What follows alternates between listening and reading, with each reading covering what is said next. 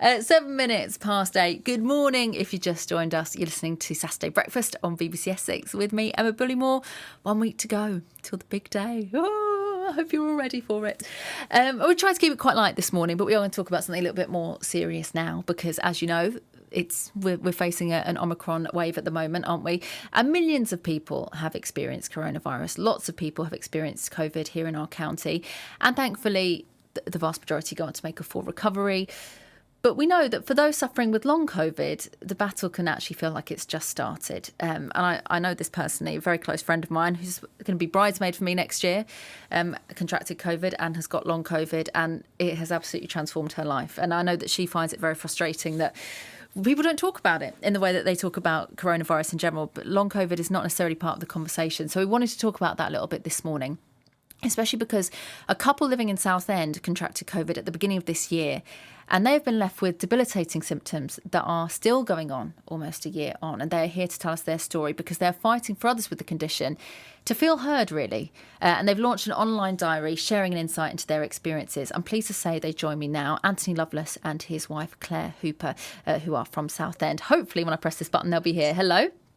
Good morning, Emma. Good morning, Emma. Morning. How are you? I'm well. Thank you so much for joining me. I really appreciate your time this morning because this is something that people just aren't talking about. Tell me your story. Tell me what happened when you first contracted COVID. When was that? I felt unwell around, I think it was the last day of December. I was in work and just I thought I'd been overdoing it a bit with the festivities. And I went home and went straight to bed, and Claire and I both did COVID test on January the 4th, which came back positive. And for the first couple of weeks, there were a number of nights where we went to bed and said goodnight, and we weren't sure that we were going to wake up in the morning. Neither of us were hospitalised, but we had it quite severely. And I improved a bit. I felt I was ready to go back to work. I think it was around the 24th of February. I'd arranged a phased return. I went back on the Monday and felt really unwell, left early, came home, and I didn't sleep that night. And Claire woke up next to me and said, "Ant, you're so hot, are you okay?" And when she took my temperature, it was 40.4. And I had a complete resurgence of all my symptoms, and everything basically deteriorated from then. I read a lot of scientific and academic papers about COVID and long COVID, and realised that we had long COVID, and spoke to our GP, and she was like, "What's long COVID?" And that was really where the battle started. And it's been a year of, it feels like having to fight every single day to be taken seriously and to be heard. Obviously, you know, we're not trying to scare people. Lots of people get through COVID. Most people get through COVID and they're fine on the other side. But long COVID is something that people like you are battling, and you're certainly not alone. So you're saying that the GP just had no clue what you were talking about? Well, she did. It's not that she hadn't heard of it, but we were asking to be referred to a long COVID clinic. And I think we were the first two people that she'd referred to the long COVID clinic at that time. So, and it's such a new condition that you know, it's only existed from, I mean, depending on oh God, my brain's gone. But it is new. We don't know. We don't know what we're dealing with, do we? That's the thing. Yeah, I mean, this has only been going on for 3 months after the pandemic started. People started complaining of. It's called a patient-led condition, which means that clinicians, really, we're all guinea pigs. They're learning about the disease as they go, and we know more about it than a lot of the clinicians because we've lived with it and we've struggled to. And it's interesting that you say that there are a lot of people affected. According to the latest figures, there's over 2 million of us in the UK, and 1,000 people a day are being diagnosed with long COVID. Well, you say 1,000 people a day, but that data was from back in October, where we were having somewhere between 20 and 30,000 new COVID cases a day, about 900 people a day were being diagnosed with long COVID. Now, obviously, the figures are, what was it, 93,000 new cases yesterday. So possibly that the number of long COVID sufferers in 3 months' time will be far, far beyond that. The thing is, I think what must make it really hard to treat, to be fair to the clinicians involved, is that it presents so differently in different people. Some people are still feeling fatigued. Some people aren't fatigued, but still don't have their sense of taste or smell back. And you're dealing with so many different things. It seems such a difficult thing to work around. There are over 200 recognised symptoms with long COVID, and it's a complete sort of smorgasbord of different, the way it affects us. I mean, it's affected both Claire and I similarly. There's obviously an overlap, but the way it manifests is different in both of us. The brain fog, which is such a misnomer, it makes it sound warm and fluffy and cuddly, but it actually feels more like a brain injury or cognitive impairment. And fatigue. I mean, I always thought that fatigue meant you felt a bit tired, but this utter exhaustion, it's like your body and your brain have run a marathon before you've even got out of bed in the morning. It's like walking through treacle with lead boots on for me most days. So fatigue is, I think it's the top symptom. We've got it. Yeah. We're top of the pops there. We've both got that to varying degrees. And of course, the symptoms, all of the symptoms fluctuate wildly and they're very unpredictable. So, you know, I don't even live day to day now. I just live hour to hour because, you know, 1 minute I might be okay. I'm sitting here talking to you. My brain's okay. But after this, I'll probably be lying down for most of the rest of today. So tell me about... Unable to do very much. Because our listeners can't see, but I can see because we're on a Zoom link. Yeah. And, you know, you look vibrant and you know... Oh, like thank you. You know, I've got a lot of makeup on. But I know you were busy, active people before. You were fit. You were doing stuff. Tell me how life has changed since this has happened. Oh, it's massive. I mean, I was a war correspondent and I used to have a go bag packed and I would be on a plane within 24 hours to go somewhere. And for the last year, basically, our world has shrunk to 2 rooms.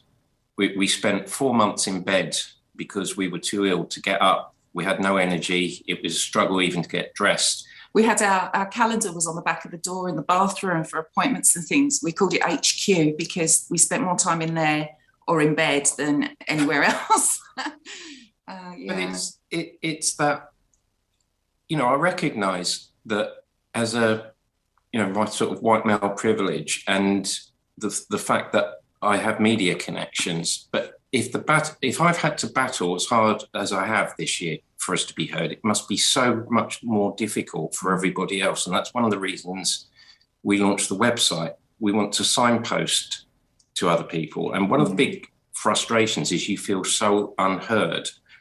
And it's difficult to make yourself understood when you're so fatigued and have so much, you know, cognitive impairment. It's difficult to express yourself. And I think that, you know, we spent months just lying in bed worrying about all these things, but unable to even make a phone call to the GP or other services. And the financial aspect is, you know, we were an average middle class couple with a reasonable lifestyle. We had no worries about money and we had savings, but I lost my job in May.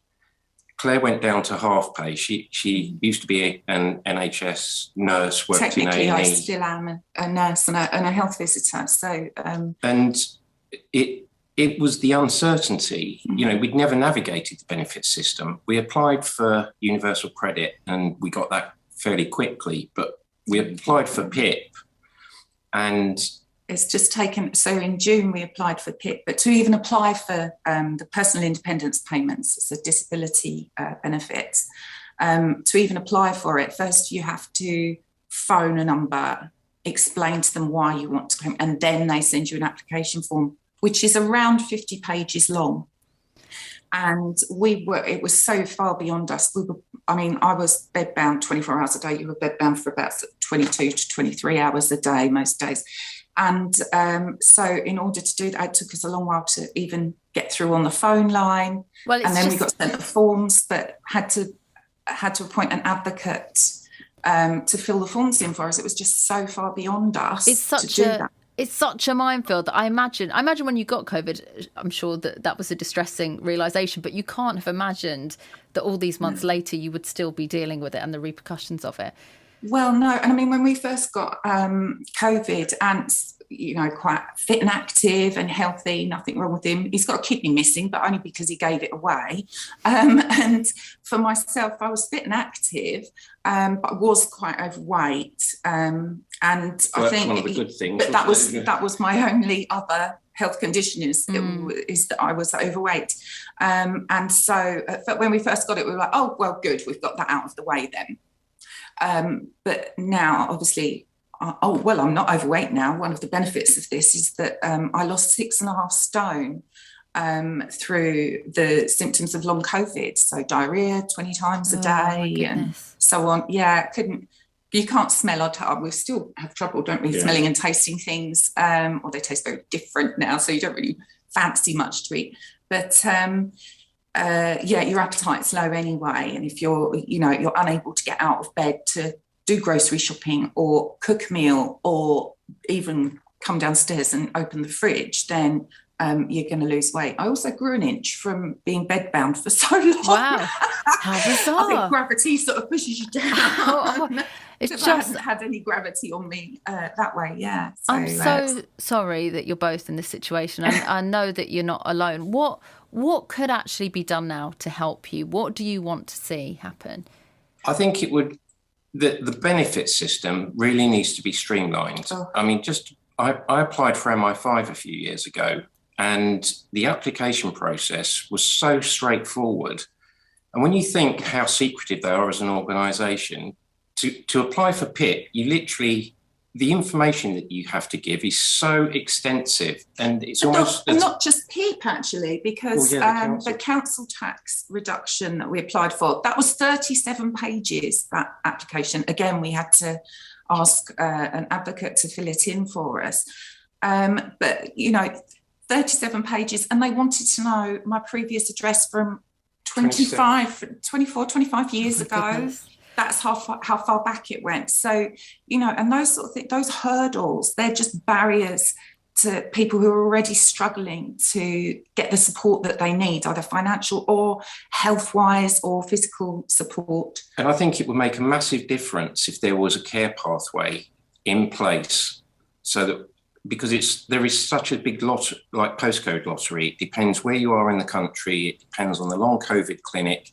But there is no streamlined, simplified care pathway that if you've got long COVID, XYZ happens.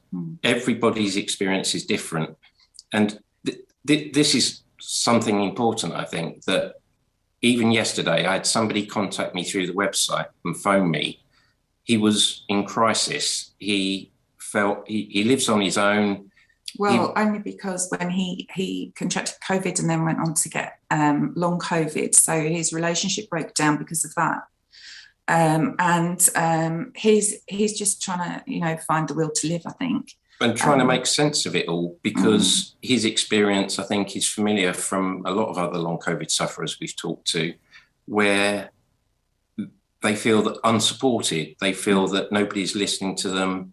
And nobody understands it. So, it's a battle that not only you're facing. I know that a lot of people will be pleased that you spoke 2 about million, it this morning. Yeah, 2 million people and growing. We're just going to have to leave it there for time, but I really hope that there is some light for you at the end of the tunnel, both health-wise and in terms of just navigating all these systems that you've been plunged into. Thank you so much for talking to me about it this morning. Not at all. Thank you for having us. Thank you, Emma. Lovely to meet you. Thank you very much. You too. There, Anthony and, of course, his wife, Claire, talking about their experience of long COVID. If that has affected you and you'd like to talk about it, do give me a call. But I understand if you'd rather just listen and take that in.